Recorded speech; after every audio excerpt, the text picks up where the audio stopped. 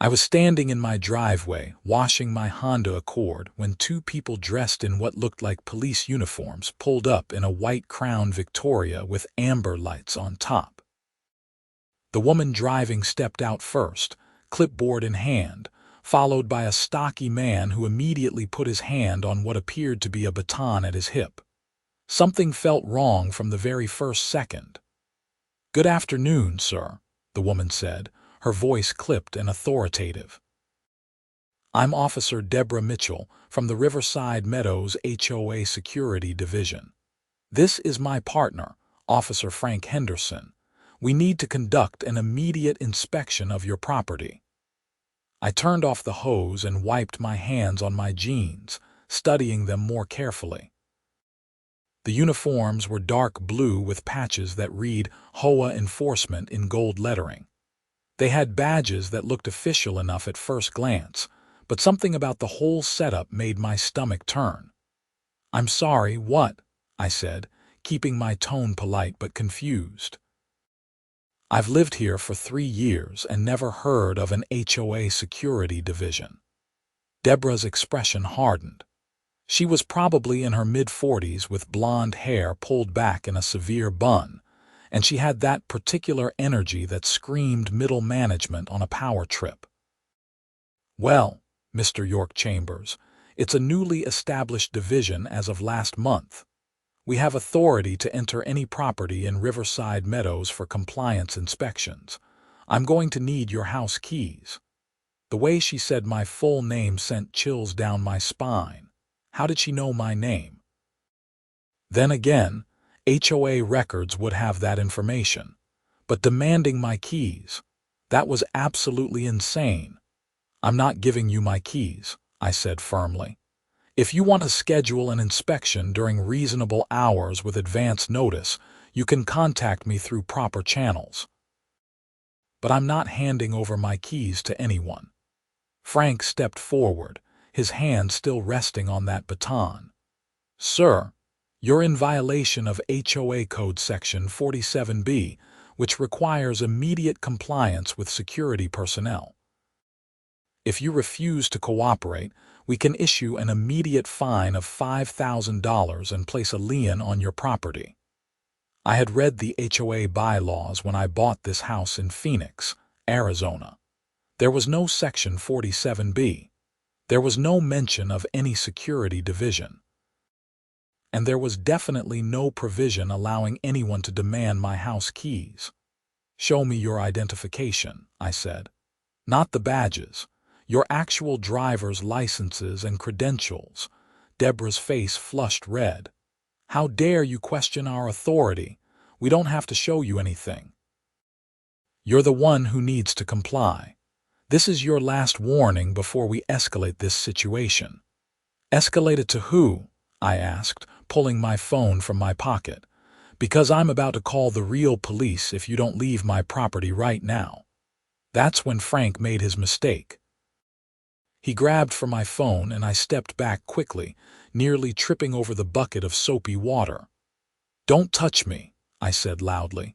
"I'm calling 911 right now." "You do that and we'll have your house condemned by the end of the day," Deborah threatened. "We have the authority to red tag any property that poses a safety hazard, and I'm seeing plenty of violations right here. That fence is 3 inches too tall. Your mailbox is the wrong color, and I'm pretty sure those bushes are encroaching on HOA common area." My fence was the exact height specified in the bylaws. My mailbox was the approved black color, and my bushes were entirely on my own property. Everything she was saying was complete fabrication. But the way she delivered these threats with such confidence made me wonder how many other homeowners had fallen for this scam. Because that's what this was. A scam. These people were not HOA officials. They were criminals dressed up in fake uniforms trying to intimidate me into giving them access to my house. For what? Robbery? Identity theft? Something worse. I pressed the call button and held the phone to my ear as it rang. "I'm on the phone with 911 right now," I said clearly. You should probably leave. The 911 operator answered. 911, what's your emergency? Hi, I have two people in fake police uniforms on my property demanding my house keys, I said, keeping my eyes locked on Deborah and Frank. They claim to be from the HOA, but I believe they're attempting to commit fraud or burglary. Deborah's face went from red to pale in an instant. Frank looked at her with wide eyes. They had clearly not expected this response. Most of their victims probably just complied out of fear or confusion. Sir, what's your address? The operator asked. I gave her my address on Sagaro Vista Drive. They're driving a white Crown Victoria with amber lights. The woman says her name is Deborah Mitchell and the man is Frank Henderson, but I don't believe those are their real names. Officers are en route, the operator said. Stay on the line with me. Are these individuals threatening you?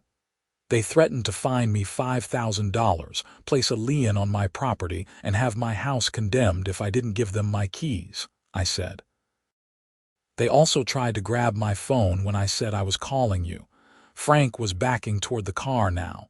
Come on, Deborah, this isn't worth it. But Deborah seemed frozen by rage and perhaps fear. You're making a huge mistake, she hissed at me. The HOA board is going to hear about this. Linda Prescott herself is going to make your life hell. Now that was interesting. Linda Prescott was the actual HOA president. I had met her exactly once at a community meeting. She was a real estate agent who seemed far too busy to care about petty HOA enforcement. But the fact that Deborah knew her name suggested there might be some connection here. Madam, you need to stay on your property, the operator was saying in my ear. Don't approach them. Officers are 3 minutes away. I nodded even though she couldn't see me. Frank had gotten back into the driver's seat of the Crown Vic. He was saying something urgent to Deborah, who finally seemed to shake off her fury and rush to the passenger side. They were going to run, but they didn't get the chance. 2 Phoenix Police Department cruisers came around the corner with lights flashing, moving fast. One blocked the driveway exit while the other pulled up behind the Crown Vic, boxing it in completely. 4 officers emerged with their hands on their service weapons. Driver, turn off the vehicle and put your hands where we can see them, one officer commanded. Frank complied immediately, his hands shooting up. Deborah sat rigid in the passenger seat, her hands also visible. The officers approached carefully, ordering both of them out of the vehicle one at a time. A female officer walked over to me. Mr. Chambers, I'm Officer Rodriguez. You're the one who called this in. Yes, madam, I said, finally feeling my heartbeat start to slow. These 2 showed up claiming to be from some HOA security division that doesn't exist. They demanded my house keys for an inspection and threatened me when I refused. Officer Rodriguez nodded, making notes. The 911 operator filled us in. That's a new one. We've had fake utility workers, fake building inspectors, but fake HOA security is creative. She glanced over at where her colleagues were patting down Deborah and Frank. Did they show you any identification? Just fake badges on their uniforms. When I asked for their driver's licenses, they refused and got aggressive. Smart of you to call us. A lot of people would have just complied, especially if they were worried about HOA fines. She looked at me with approval. Did they mention what they wanted to inspect? No, they just demanded my keys immediately, said it was for compliance but wouldn't specify what they were looking for. I paused. The woman, Deborah or whatever her real name is, she mentioned Linda Prescott. That's our actual HOA president. Officer Rodriguez's eyebrows went up. Interesting. We'll definitely follow up on that connection. She took down more information from me while across the driveway. I watched the other officers searching the Crown Victoria. One of them pulled out a cardboard box filled with what looked like documents. Another found a bag containing multiple sets of keys, all labeled with different addresses. My blood ran cold. How many houses had they already hit? Officer Williams, Rodriguez called over. What did you find? Officer Williams, a tall man with graying hair, walked over holding an evidence bag. Looks like they've been busy. We've got keys to at least 15 properties, all labeled with addresses in this neighborhood. Documents that appear to be fake HOA violation notices. And get this, a locksmith kit and several blank keys. So they were making copies. Breaking into homes, possibly. This was so much worse than I had thought. They would go to houses, intimidate residents into handing over their keys for an inspection, make copies, and then what? Come back later to rob the places, I asked. That would be my guess, Williams said. We'll need to contact all these homeowners immediately, and we'll want you to come down to the station to make a formal statement. Deborah was yelling now as another officer put her in handcuffs. This is harassment. I want my lawyer. You can't arrest us for doing our jobs. Madam, impersonating law enforcement is a felony, the officer said calmly. You have the right to remain silent. I suggest you use it. Frank was already in the back of one of the cruisers, looking defeated. Deborah continued to protest as they walked her to the other vehicle, her voice shrill with indignation even as they read her Miranda rights. Officer Rodriguez turned back to me. Mr. Chambers, I need to ask, is there any reason these individuals would have targeted you specifically? I thought about it. Not that I can think of. I've never had any HOA violations. I pay my dues on time. I barely interact with the HOA board. Today was literally the first time I've ever seen these people. They probably picked houses at random, Williams suggested. Middle of the afternoon on a Wednesday, they were probably hoping to catch people off guard. Retirees, work-from-home folks, anyone who might be home and vulnerable. I work from home, I admitted. I'm a software developer. If I hadn't been out here washing my car, they might have knocked on the door and I probably would have answered. And if I had been less suspicious, less informed about my HOA's actual rules, I might have fallen for it. The thought made me feel sick. How many people had they already victimized? A third police car pulled up, this one unmarked. A detective in a suit stepped out, surveying the scene with sharp eyes.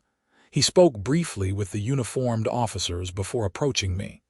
Mr. Chambers, I'm Detective Ramirez. I understand you're the complainant here. He shook my hand firmly. Walk me through exactly what happened.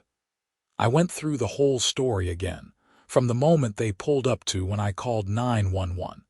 Detective Ramirez listened intently, occasionally asking clarifying questions. You mentioned the female suspect referenced Linda Prescott by name, he said. Tell me exactly what she said. She said the HOA board was going to hear about this, and that Linda Prescott herself was going to make my life hell, I recalled. It seemed like she was trying to use Linda's name as some kind of threat, like they had authority backing them up. Detective Ramirez exchanged glances with Officer Rodriguez. We're going to need to speak with Miss Prescott. There might be a connection here we need to explore. You don't think Linda is involved, do you? I asked, surprised. Linda had seemed harmless, if a bit self-important, at that community meeting. In my experience, criminals often use real names and real organizations to make their scams more believable, Ramirez explained. But sometimes there are inside connections that facilitate these operations. We won't know until we investigate. He took my phone number and email, promising to keep me updated. They would need me to come to the police station later that day or the next morning to sign my formal statement.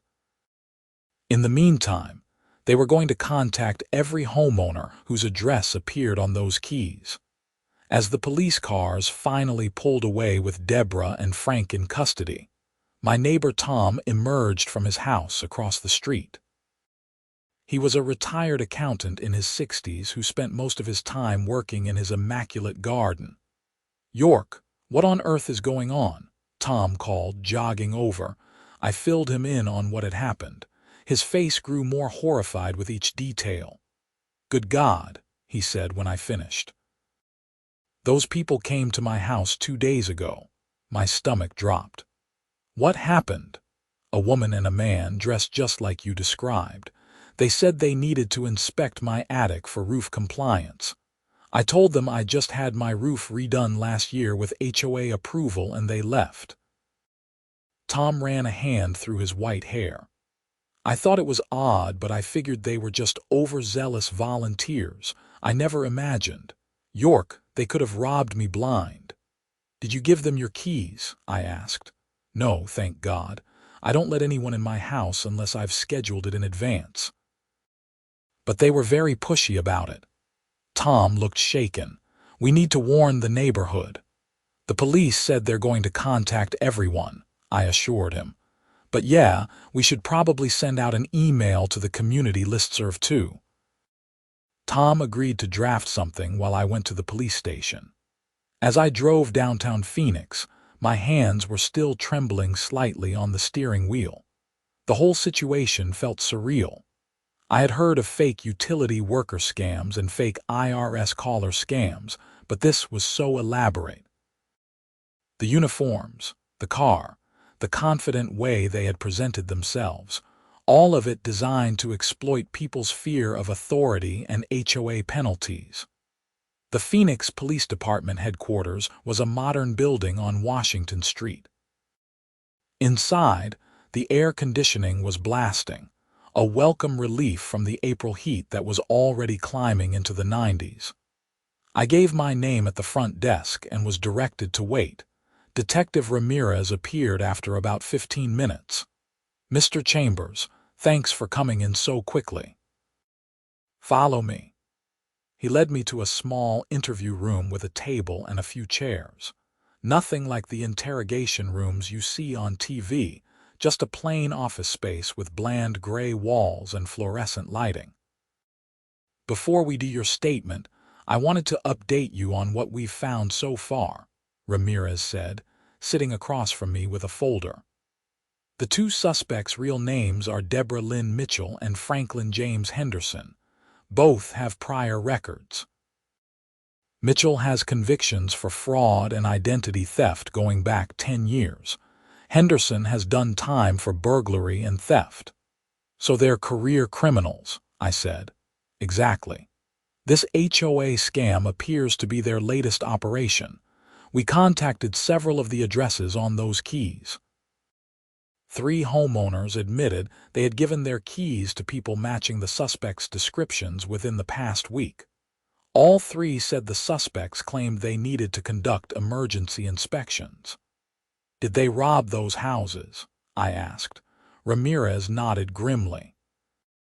2 of the 3 reported items missing after the fact, but hadn't connected it to the inspection visit. Small, valuable items, jewelry, prescription medications. Things that wouldn't be immediately obvious. The 3rd homeowner was lucky she had a house sitter staying there who would have noticed intruders. How did nobody report this sooner? That's the clever part of the scam. They spaced out the burglaries. They would get keys from multiple houses, then hit them randomly over the course of days or weeks. Victims assumed they had misplaced items or forgotten about moving them. And because the suspects had legitimate keys, there were no signs of forced entry. I felt anger building in my chest. "What about Linda Prescott? Is she involved?" We spoke with her an hour ago. She was shocked and horrified. According to Miss Prescott, Deborah Mitchell approached her 6 weeks ago claiming to be a consultant who specialized in HOA compliance and security. Mitchell pitched the idea of an HOA security division and offered her services setting it up. Linda didn't go for it, I'm guessing. No, she told Mitchell the HOA board wasn't interested, and that was the end of it, or so she thought. Ramirez opened the folder and showed me a printed email. Mitchell sent several follow-up emails over the next few weeks, including these that referenced Linda by name and claimed to be operating under HOA authority. Linda never responded to any of them, but Mitchell was clearly using Linda's name and position to create a false appearance of legitimacy. So Linda is a victim too, in a way, I said. Correct. Her name and reputation are being used without her consent. We'll be charging Mitchell and Henderson with multiple counts including fraud, burglary, theft, impersonating peace officers, and criminal impersonation. They're looking at serious prison time. Ramirez had me walk through my statement one more time while he recorded it and typed it up. I signed the official document, and he made me a copy for my records. One more thing, Ramirez said as he walked me out. You should be aware that Mitchell and Henderson might make bail. They'll have conditions not to contact you, but you should stay vigilant. Install security cameras if you don't have them already.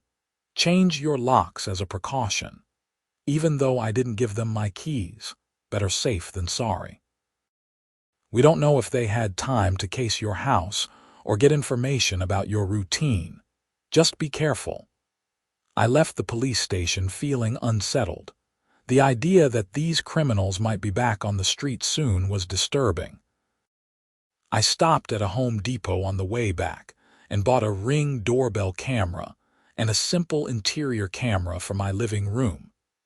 It took me the rest of the afternoon to install them and link them to my phone.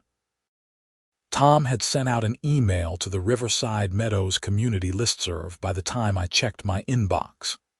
It was detailed and alarming, warning everyone about the fake HOA security scam and providing the police non-emergency number for anyone who had encountered the suspects. The responses started flooding in almost immediately. At least 8 other homeowners reported being approached by people matching the description.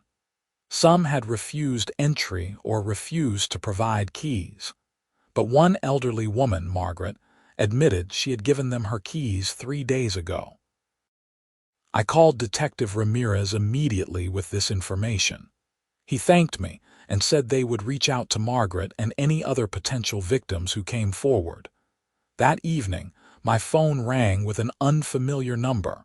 I hesitated before answering, still on edge from the day's events. Hello.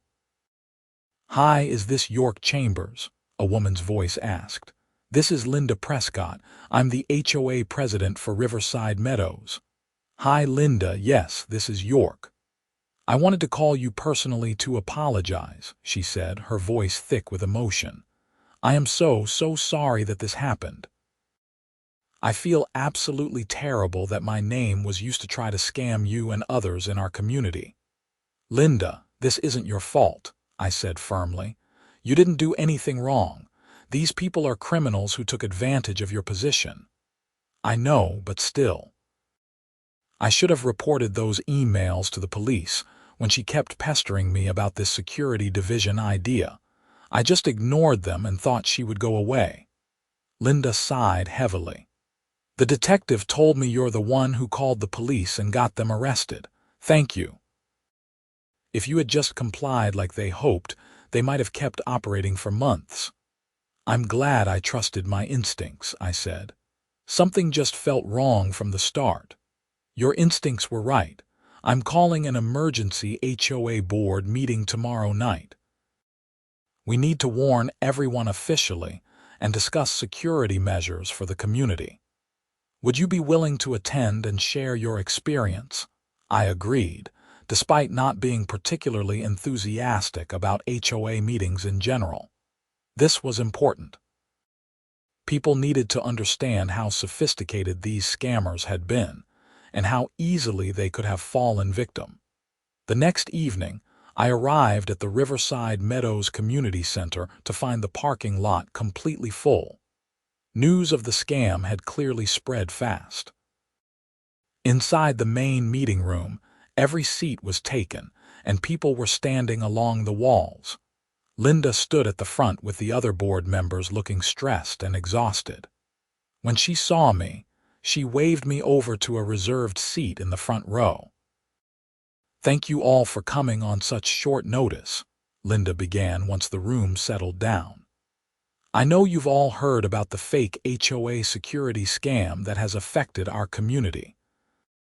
I want to introduce you to York Chambers, one of our residents who encountered these criminals and had the presence of mind to call the police." All eyes turned to me. I gave an awkward wave, not enjoying the attention.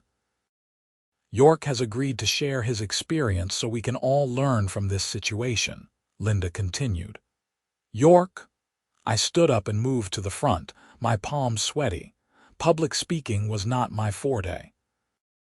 But I told the story as clearly as I could, emphasizing the red flags.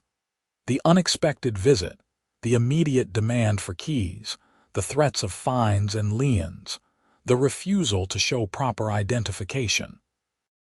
"The most important thing is that you should never, ever give your house keys to anyone claiming to be from the HOA unless you have independently verified their identity," I concluded. "Call the HOA board directly. Check the website. Look up phone numbers yourself rather than using numbers they provide. Don't let anyone pressure you into immediate compliance." The room erupted with questions. People wanted to know what the suspects looked like, what their car looked like, whether they had accomplices. Others shared their own encounters with the fake inspectors. Margaret, the elderly woman who had given up her keys, stood shakily. "I feel like such a fool," she said, her voice trembling. "I trusted them because they seemed so official.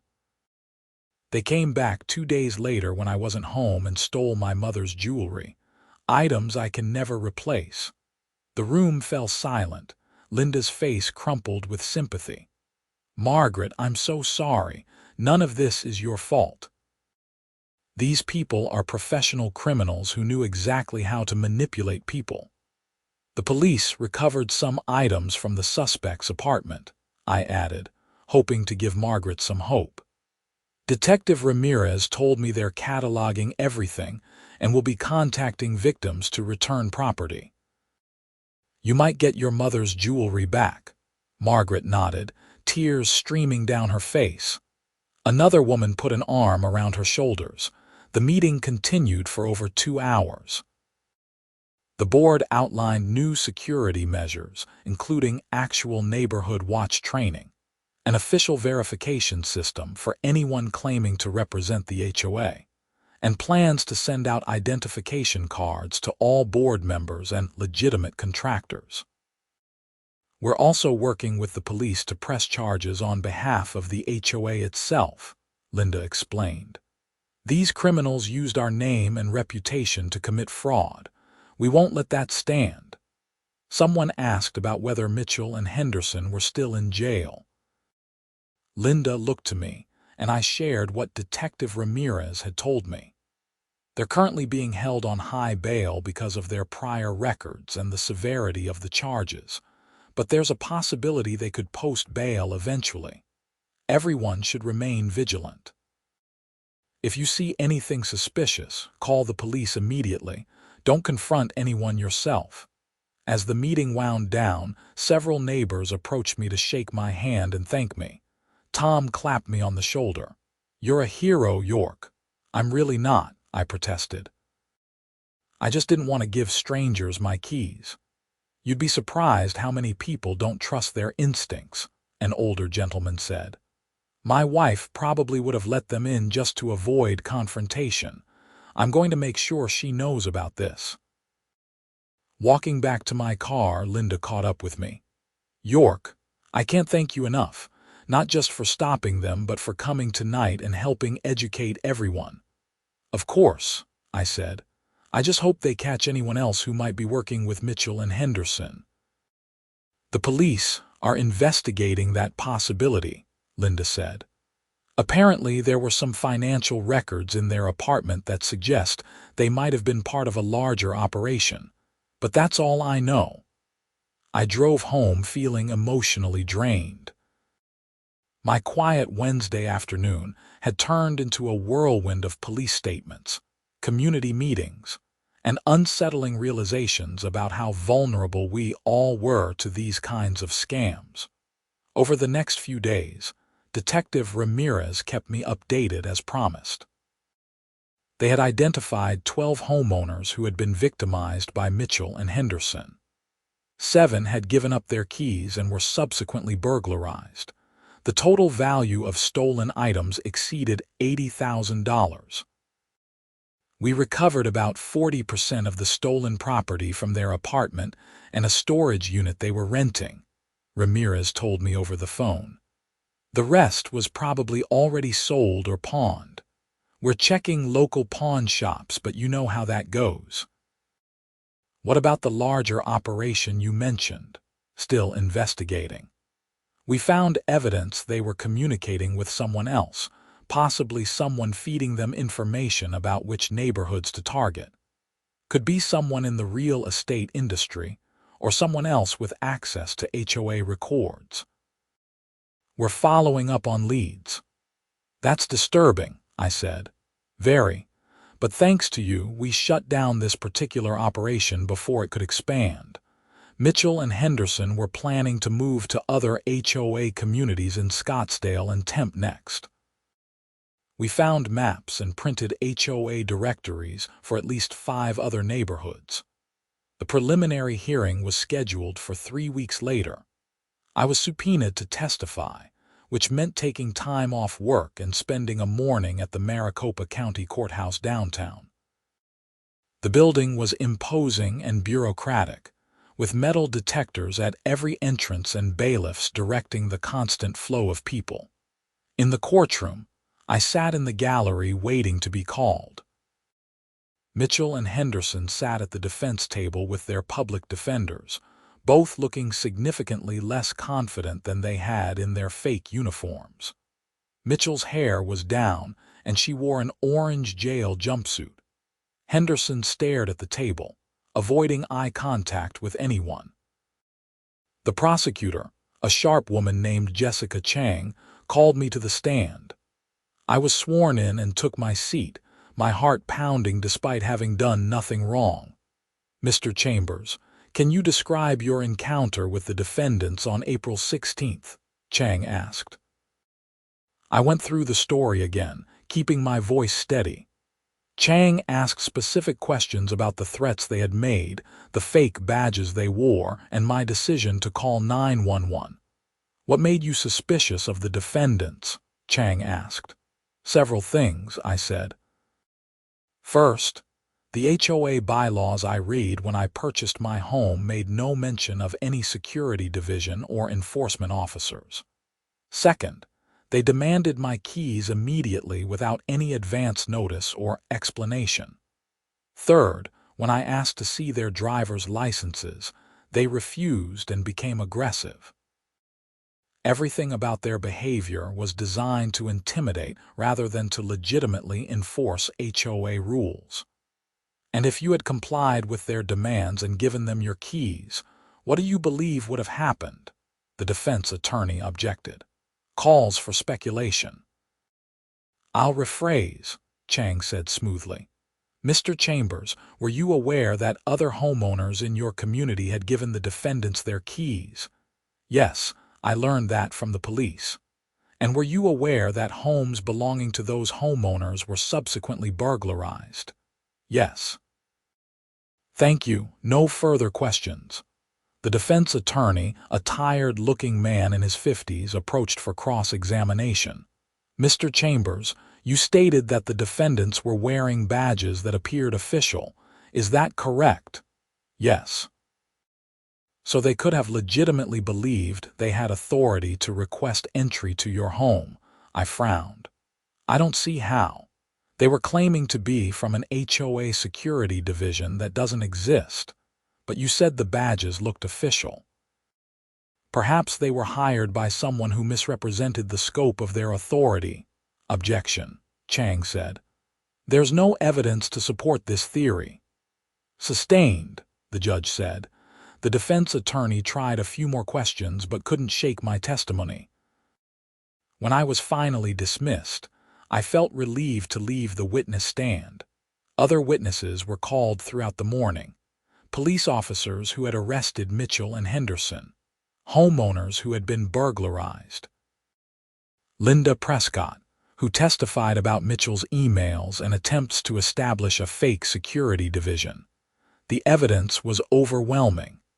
At the end of the hearing, the judge ruled that there was sufficient probable cause to move forward with a trial. Bail was set at $500,000 each, an amount neither defendant could afford. They would remain in custody. Outside the courthouse, Detective Ramirez found me. "Good testimony in there. You did well." "Thanks. Have you found anything more about their potential accomplice?" "Actually, yes. We arrested someone yesterday." He glanced around to make sure no one was listening. "A woman named Brenda Taylor who works for a property management company. She was providing Mitchell and Henderson with HOA directories and information about neighborhoods with lax security. She's been charged as an accomplice." "How did you catch her?" "Financial records. Mitchell was paying her a percentage of their take. Once we had her bank records, it was pretty straightforward." Ramirez looked satisfied. "This was bigger than we initially thought." Taylor had been feeding them information for almost 6 months. They've hit at least 4 other HOA communities in the Phoenix metro area before they got to Riverside Meadows. "Jesus," I muttered. "How many victims total?" "We're still counting. Probably close to 50 families. Conservative estimate of damages is over $300,000. The scope of it was staggering. All because people trusted individuals in uniforms who claimed to represent authority. All because these criminals understood human psychology and knew how to exploit it. "Will there be more charges?" I asked. "Almost certainly. We're coordinating with other jurisdictions. The FBI might even get involved since this crossed county lines." Ramirez shook my hand. "You should be proud. Your quick thinking broke this whole thing wide open." I went home and tried to return to normal life, but the story had taken on a life of its own. A local news station had picked it up, and a reporter called asking for an interview. I declined, not wanting the attention. But they ran the story anyway using footage from the courthouse and interviews with other victims. Tom showed me the news segment that evening. There was footage of Mitchell and Henderson being led into court in handcuffs, looking nothing like the confident fake officers who had approached my driveway. The reporter explained the scope of the scam and warned viewers to be vigilant about anyone claiming to represent their HOA or other authorities. "You're famous," Tom said with a grin. "I really don't want to be," I replied, but the coverage did serve a purpose. Over the next week, more victims came forward from other neighborhoods. People who had been scammed months earlier, but had never connected their missing items to a visit from fake HOA security. The case against Mitchell, Henderson, and Taylor grew stronger with each new witness. The months that followed were a blur of legal proceedings. I had to testify again at the grand jury, then later at the actual trial. The trial lasted 2 weeks, with dozens of witnesses and mountains of evidence. The prosecution laid out a methodical case showing how the defendants had planned and executed their scheme, targeting vulnerable homeowners and stealing hundreds of thousands of dollars in property. The defense tried to argue that Mitchell and Henderson had been manipulated by Taylor, who they claimed was the mastermind. But the evidence showed all 3 were willing participants who had profited equally from the crimes. The jury deliberated for less than a day, guilty on all counts. Sentencing came 2 months later. I attended, wanting to see this through to the end. The courtroom was packed with victims and their families, many of whom had written impact statements describing how the burglaries had affected their lives. Margaret was there, looking frailer than I remembered. She had gotten some of her mother's jewelry back, but not all of it. The items that remained missing were irreplaceable family heirlooms that had been in her family for generations. She cried as she read her impact statement, describing the violation of trust and the loss of items that connected her to her deceased parents. The judge listened to each victim with clear sympathy. When it came time for sentencing, her expression was stern.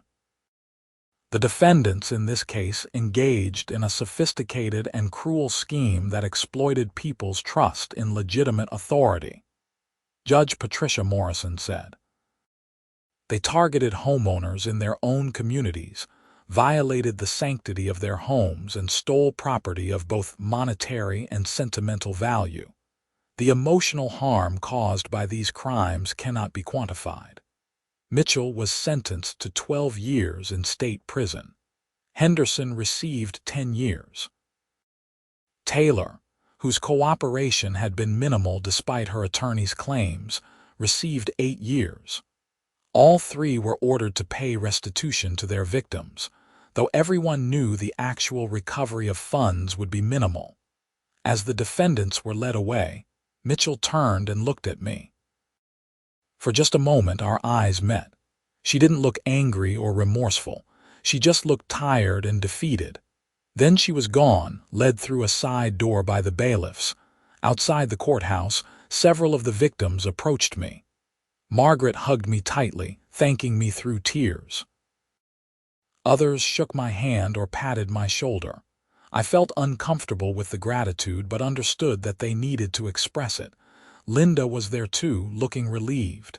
"It's finally over," she said. "Yeah," I agreed. "It is."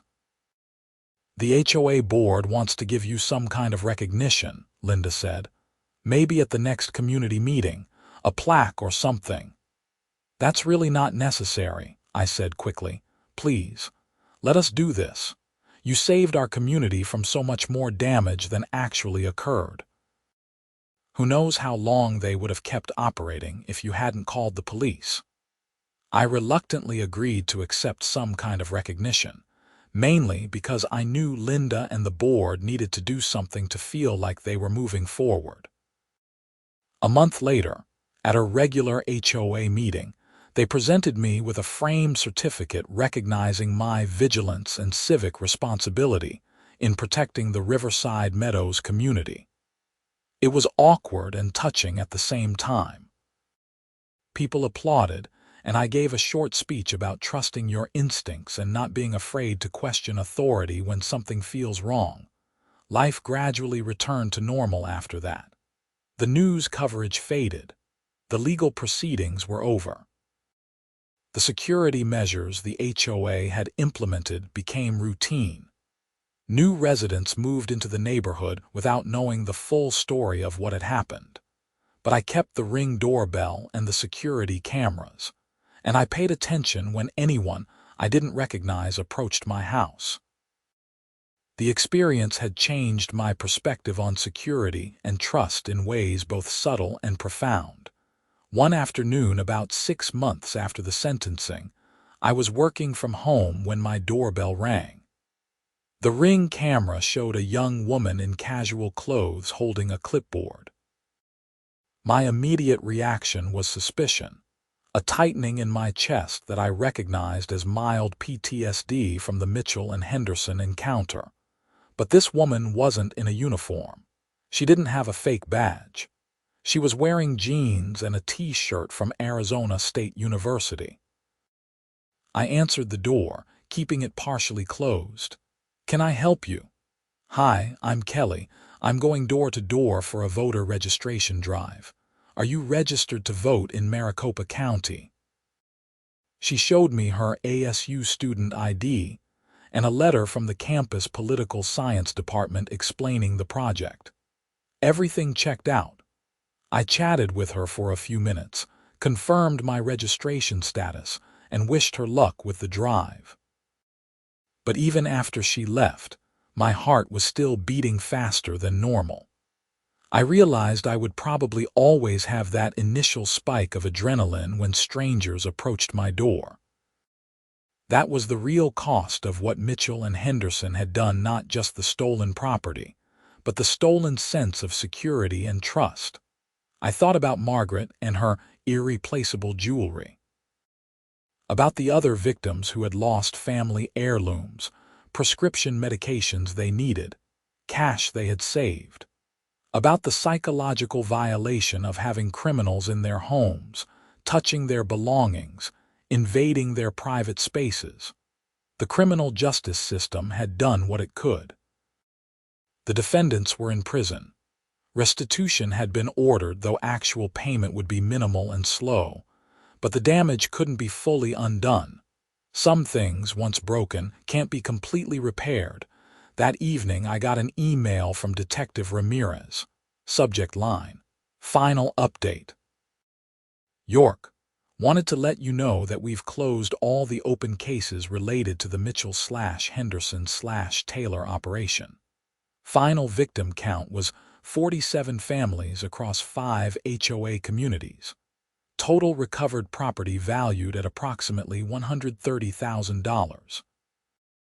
Unfortunately, the rest was sold or disposed of and cannot be recovered. The FBI investigation confirmed there were no other accomplices beyond Taylor. All 3 defendants are currently serving their sentences at state facilities. Thank you again for your cooperation throughout this investigation. Your quick thinking and willingness to get involved made all the difference. Best regards, Detective Miguel Ramirez. I saved the email and leaned back in my chair, staring at the ceiling. 47 families, over $300,000 in losses. And it all could have been so much worse if they had been allowed to continue operating. The weight of that realization settled over me. I hadn't been trying to be a hero that day in my driveway. I had just been a guy who didn't want to give his keys to strangers. But that simple act of resistance had snowballed into something much bigger. I thought about all the small decisions we make every day without realizing their significance. The choice to question authority instead of blindly complying.